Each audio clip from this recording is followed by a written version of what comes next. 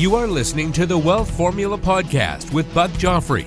Get ready to change your life. Welcome, everybody. This is Buck Joffrey with the Wealth Formula Podcast coming to you from Montecito, California. And before we begin our show today, I want to remind you, as I always do, that there is a website, wealthformula.com, that is associated with this podcast. Lots of good resources there, things you can join, downloads, that kind of thing. Anyway, go check it out. I don't want to talk about it anymore today, but let's talk a little bit about the concept of clean energy. I think that's kind of interesting, right? It turns out that the conversation about getting out of fossil fuels and into green energy is a lot more complicated than just energy. Of course, black gold has literally fueled our society into its wealthiest state since the beginning of man, and no one argues that, but there is a clear movement globally to try to move to a cleaner energy for the sake of the environment. Now, beyond energy, though, however, oil plays a pivotal role in the manufacture of several products that we rely on in our daily lives. For example, the petrochemical industry heavily depends on oil as raw material. So petrochemicals derived from oil and natural gas are building blocks for lots of different goods, from plastics to resins, synthetics, rubbers, detergents, adhesives, blah, blah, blah, go on and on. Without these materials, basically, you wouldn't even have the ability to make the computer or smartphone or whatever it is that you're listening to this podcast on. Right now, we literally need oil to live. Many pharmaceuticals, such as aspirin and the coatings on time-released pills, are all made from oil derivatives. You've got artificial heart valves, artificial limbs, even contact lenses. I could give you a myriad of other products that rely on oil, but suffice it to say that life without these products, it really would not be that great. Anyway, does that mean we should give up on alternative energy? No, that's not what we're saying here. We should always really be looking for cheaper and cleaner alternatives. There's an economic reason for that. Beyond the climate and everything else, there's, getting cheaper, cleaner alternatives makes sense, right? The point, though, is that to truly get off fossil fuels, if that's the intent is, we also need to start thinking about alternatives for all the products that rely on oil as well. It's an underappreciated problem, and it's a topic that my guest on this week's Wealth Formula podcast addresses pretty well. And we will have that interview for you after these messages. Welcome back to the show, everyone. Today, my guest on Wealth Formula Podcast is Ronald Stein. He's an author and energy consultant and founder of PTS Advance. Ron has developed one of the most successful and innovative family-owned professional services firms in California, known as a leader in delivering staffing solutions to major oil refineries. The business supports ranging of staffing, consulting, project services, and business process outsourcing solutions to the nationwide energy and infrastructure and life sciences industries. He's a co-author of the Pulitzer Prize-nominated book Clean Energy Exploitations, and an expert in this space. So, Ronald, welcome to Wealth Formula Podcast. Buck, glad to be aboard. So, I want to talk to you about, obviously, what we're going to talk about is you're especially in, it's oil and gas and fossil fuels. Obviously, this is an area that gets people kind of riled up on both sides, but sometimes there are some facts involved as well, right? So, first thing I want to talk a little bit about or ask you about is the demand for fossil fuels.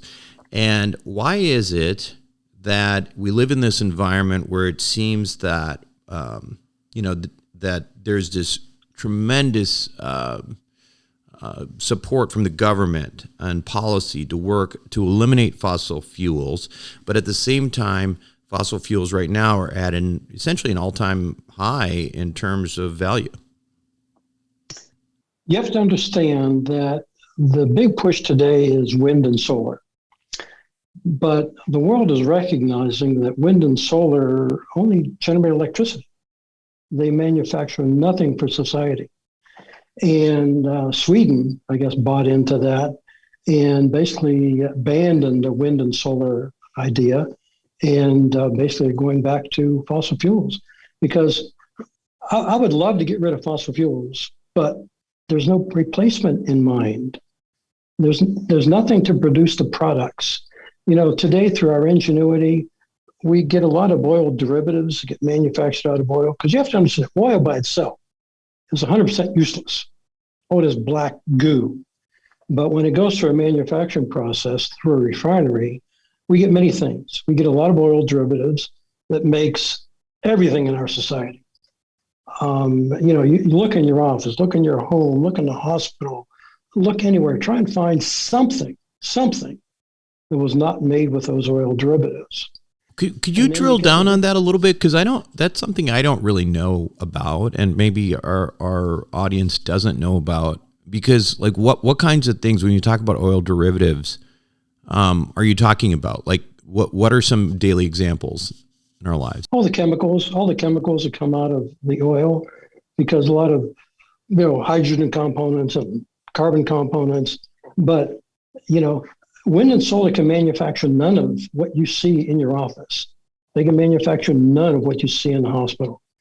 And the two greatest inventions in the world were the light bulb and the telephone. But they're both made with oil derivatives manufactured from oil. You get rid of, take the wind turbines. All the parts and components of wind turbines are made with oil. Same thing with solar panels. Same thing with EV. The EV is 100% made with fossil fuels. Tell us, I guess, just again, to give us a sense of how does that work? I mean, when you say, the EV is made with 100% fossil fuels, can you explain that? Yes, all the electronics, all the components. Remember, electricity by itself can charge your iPhone. Yeah. But it cannot make your iPhone. Right. It makes the defibrillator in hospital work, but it can't make the defibrillator. So the materials. It can't make tires. Yeah. So the materials themselves require fossil fuels, is what you're saying. So there's the energy component, but then there's a material component.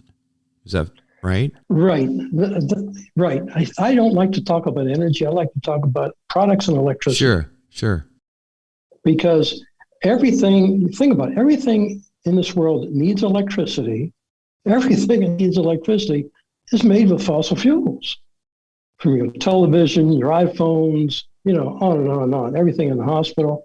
But wind and solar can only generate electricity. So I try, and energy is, I guess, a confusing subject, especially with politicians, because they think wind and solar can replace fossil fuels.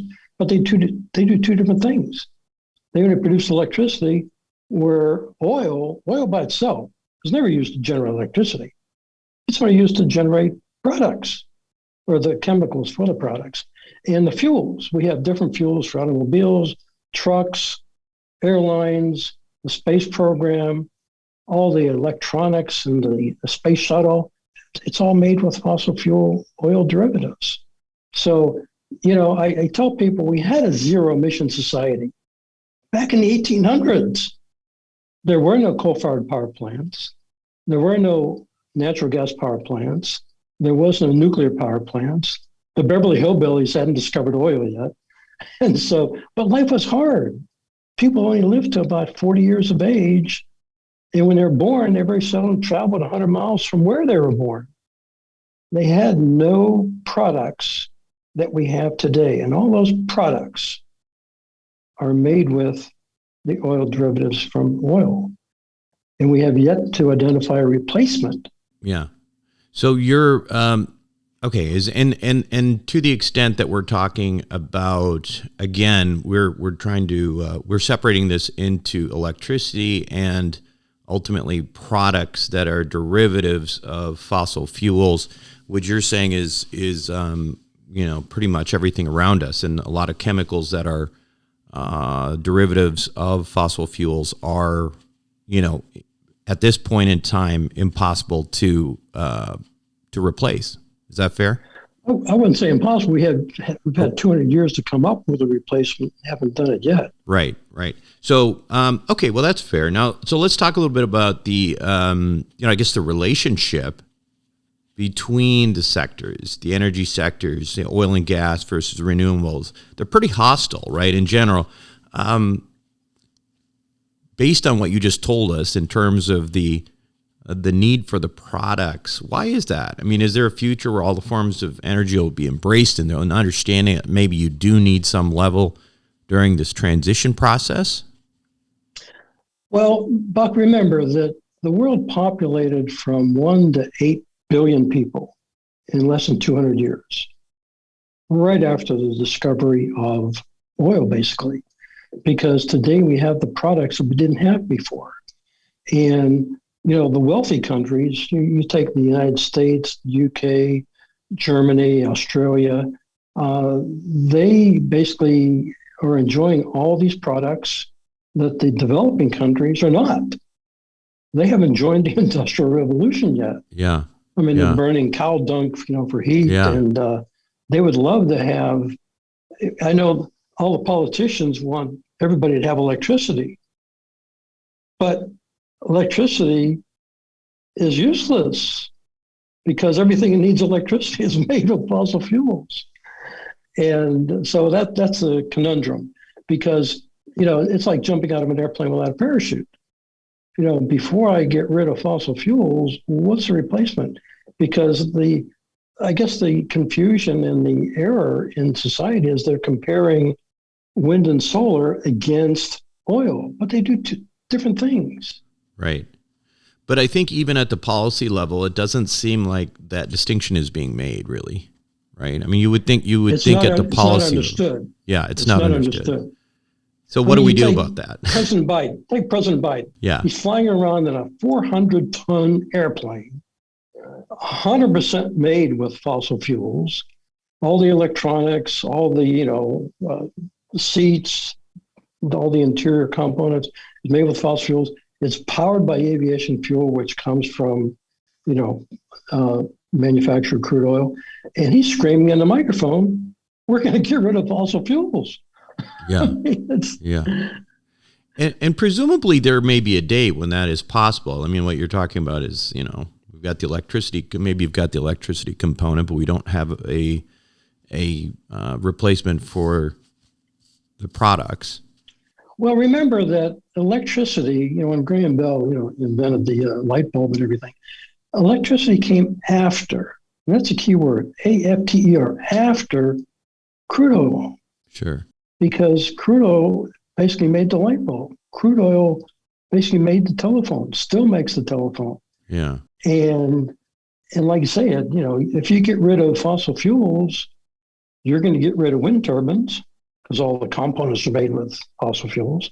You're going to get rid of solar panels because all the components are made with fossil fuels. You're going to get rid of EVs because all the vehicles, gasoline car as well as, EVs, are made with fossil fuels. So we really got to focus on, is there a backup plan? Now, the industry by itself, I think, has done a great job of improving its efficiencies. And, you take a look at the early 1900s, cars were smoking terribly. Yeah. Refiners smoking terribly. You look at a refinery today and see all the emissions coming up, all that white stuff. It's steam. Right. It's steam, and it's just evaporating. I look at it when I had a car, 30, 40 years ago, you open the hood, you can put 3 of your buddies under the hood. That's how much room was there. Yeah. I have a Mercedes now. I open up the hood, I can't put a sandwich in there. Yeah. So much environmental controls on it. Right. So the vehicles are a lot cleaner. People, I think, are becoming more efficient and conservative. We don't want to waste the stuff, obviously. So conservation is going to be key, and continue to increase efficiencies. But, we don't want to live like they did in the 1800s, and they lived in the 1800s without fossil fuels. And I don't really want to go back to that kind of living arrangement. Yeah, I think that's a major argument, I think, on the side of people who are, I guess you want to call it pro fossil fuel or whatever, that at the end of the day, I think there is a lack of acknowledgement on the renewable side of the fact that we are in society now because of fossil fuels. We have the wealth we have in this country, in this world, and developing nations because of fossil fuels. And so, understand that, and okay, maybe we need to transition, but we're not there yet. But let's talk a little bit about also some of the different kinds of energy, other types of electricity. I mean, well, first of all, let me ask you this.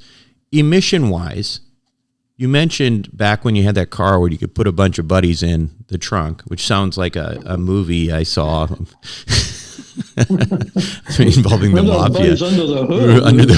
Under the hood. But do you have a sense of like how emissions from the United States have, how they have gone up over the last, the trend has been over the last, say, 30, 40 years? Well, before I answer that question, I'm not pro-oil, I'm pro-products. Pro-products, yeah. And if you provide another solution to provide the products that we have today, right? Hey, I'm all for it. Got it. Like I say, we've had, a couple hundred years to come up with a replacement. We're still working on it. And so electricity is not going to replace the products. Yeah. But you talk about emissions. Let's take a look at, the wealthy countries that are pushing this green movement. You have, the United States, UK, Germany, Australia. They are representing about 7% of the world. The other 93%, dominated by China, India, African countries, they're living on coal-fired power plants. And they're building like almost one a day because coal is abundant, it's reliable, it's inexpensive. They have no income. The world's got 8 billion people, but of those 8 billion, 80% of them are living on less than $10 a day. They can't subsidize themselves out of a paper bag. Right. And so they're just trying to provide, some means of, opportunities to get out of the poor conditions they're in. And, going to wind and solar, since they're only intermittent electricity, it doesn't replace the fossil fuels generating electricity because you need a backup plan. When the wind's not blowing, sun's not shining, they're not generating electricity. Take Germany. They eliminated their nuclear power plants. They eliminated their coal-fired power plants. And now Germany has the highest cost of electricity in the world. And businesses can't invest in a business. They need reliable electricity versus intermittent electricity.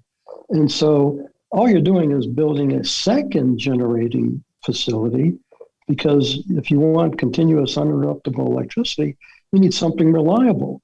And so Germany is now importing electricity because they used to be an exporter. Now they're importers. Yeah. But like that's the thing that bothers me the most is people are confusing. I don't like to talk about the word energy. I like to talk about electricity, or you want to talk about products. Right. Well, I mean, I guess the question is, could you reduce the amount of fossil fuels if you focus on them specifically for the purpose of products, and focus on electricity using renewables? I mean, is there some kind of a way to do that as part of a transition? Well, again, electricity it's not needed unless you have something that needs electricity. Right. And so, you can't have your cake and eat it too. Sure. You basically want to enjoy all the amenities we have today that are made with fossil fuels, but you want to eliminate fossil fuels. Well, like I say, you can't have your cake and eat it too. What are your take on nuclear energy? I mean, I know you're, again, we were talking about electricity. Why do you think green energy advocates are against nuclear energy? Isn't that like a proven clean energy? I mean, and potentially solve the issue of huge cost that you were talking about that Germany has now? Oh, yeah, definitely. Nuclear is basically the thing that the world is going nuclear. except the United States. Right. Right. But you want, continuous uninterruptible electricity and carbon-free electricity. Yeah, nuclear is the way to go. And with the technology, we basically invest a lot of money to launch people into space and onto the moon. That I think these small modular reactors, these SMRs you probably hear about, they're much smaller than these big, nuclear power plants. And I think I'll use the term cookie cutter. You can actually put them into locations and provide electricity for 100,000 people. And I think that is, intermittent electricity is really not useful for businesses. And they need continuous power. And, if you're in an operating room, you don't want uninterrupted power. Sure. And sure. Yeah. So like you say, most of the world is building nuclear power plants. Is the safety on nuclear power plants, do you think, I think obviously that's probably the big concern with green energy advocates, right? I mean, in general, the fear of meltdowns like you saw in the Fukushima in Japan and all that kind of thing. Yeah, but take a look at those nuclear disasters that we had. I think the total number of deaths in the last 50 or 60 years have been like 10 or 12 people. Yeah. Although arguably you could say that they're, especially the ones in Russia, was in the Ukraine. I forget which one what was that called, but probably had a high number of people with cancer after that. But I mean, that being said, I'm just curious if there's a way to mitigate the risks of that kind of meltdown thing. Well, I think like I said, that's where I think we should be doing the investment is to invest in the technology, because I think nuclear probably has the best potential for providing unlimited electricity, emission-free electricity. And if we could focus on, quote, cleaning up the act to the public satisfaction, and like I say, Bill Gates is investing heavily in these small modular reactors. And I think there's one going into Colorado that he's financing. But yeah, that's a technology, because, you want to build more wind and solar. I just wrote an article about, I think wind's going to provide more waste than electricity, because they only last like 20 years and we haven't found a way to recycle them. And the same thing with solar panels. We haven't found a way to effectively recycle them. And the same thing with EV batteries. We haven't found a way to recycle them. So there's a big waste problem that's coming, because we're right at the beginning of the disillusionment that they're going to be the solution to our emissions problem. But, I think emissions in the United States have been decreasing, again, with the efficiencies of the refineries. I know I'm here in California, and we have probably the cleanest refineries in the whole world. There's 700 in the world, and we got the cleanest ones. How do you think that this is all going to play out? I mean, you would admit we're sort of in the middle of a transition right now. If you were, just based on what presumably this transition at some point will move into a new era. What does that new era look like? I think it's going to be acceptance of the fact that wind and solar are not as great as they are being promoted to be. And, we have, like I say, Sweden, I think, is setting the tone. I think a good part of Europe is recognizing the fact that, electricity is not doing what it's supposed to do. It can't support our lifestyle. And it's just can be an acceptance. Do you want to live like we're living now? Most of the world would love to live like us. Right. People in China and India and Africa would definitely love to have our lifestyle, but they're not going to have it unless we basically do it with oil. And today's solution is oil, and I think we have technology to minimize the emissions, keep it under control. But it's got to be, conservation and efficiencies. We don't want to waste anything that we have because, the world's been around 8 billion years and I'd like to be around for another, 8 billion years too. Sure. I guess one last question would be, having as you mentioned, Biden talking about eliminating fossil fuels and that kind of thing. Has anything materially changed in the last 2.5 years while he's been president? In the sense of, or in the space in the oil and gas industry? Only the fact that he has, I think, been instrumental in inflating the cost of energy. Here in California, the cost of fuel is up, the cost of electricity is up. And, for the people that can afford it, no problem. For the people that can't afford it, that's a problem. How did he do that? And, how did his policies create an increase in price? He is limiting oil production. I'll give you an example right here in California. Uh-huh. In California, back in 95, between California oil production and imports from Alaska, we were pretty much self-sufficient. We provided like 95% of the demands of the state. And all the governors in California have been promoting reduced oil production.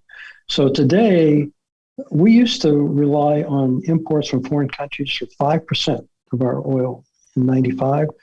Today, it's in excess of 60%. Oh, is that right? So we're not self-sufficient anymore. I was not aware of that. Yeah, and that is costing us millions of dollars every day to import it. And California wants to keep our air clean, but in essence, what we're doing, we're just leaking emissions somewhere else. The tankers that bring the oil in from OPEC, halfway around the world, the tanker emissions, because they use a low-grade bunker fuel to power their ships, the emissions from those ships is double the entire mobile fleet of California. Wow. But that's okay, because our Governor Newsom only breathes California air. He doesn't breathe that air. It's outside of California. That's okay. So interesting stuff. Well, Ronald, where can we learn more about your work? You can just Google me. I'm on Wikipedia. There's links to my website, my books. Just Google me and Ronald Stein, Energy Consultant, and all of the stuff will come up. I have op-ed articles go out weekly, and they get exposed to about 500,000 people weekly. And I'm just my focus is energy literacy. Sure. Like I say, I'm not pro-nuclear. I'm not pro-oil. I'm not pro-wind or solar. I would just like to, provide electricity, provide the products at the best and most cost-effective way for humanity. And like I say, there's a lot of people in this world that would love to live like us that they can't. And instead of driving up the cost of electricity and the cost of fuel, it's really detrimental to everything, because you drive up the cost of energy, you drive up the cost of lumber, the cost of eggs, the cost of bananas, and everything goes up. And the restaurant fees go up, and the need for increased, minimum wage goes up. It's just a snowballing effect. And so I would, like I say, I would like to have people be more energy literate and to be able to talk about it at the dinner table.